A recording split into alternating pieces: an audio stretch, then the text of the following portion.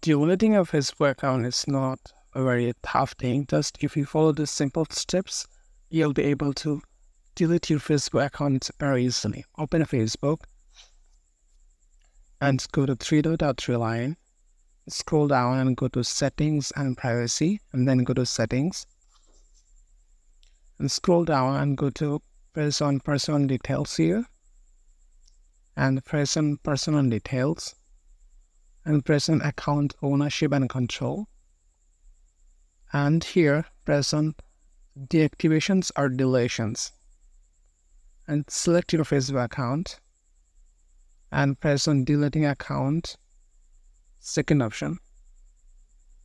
First option is temporary, like you'll be able to delete your account for temporary purpose. And second one is you'll be able to delete your account permanently. So press on it and press on continue.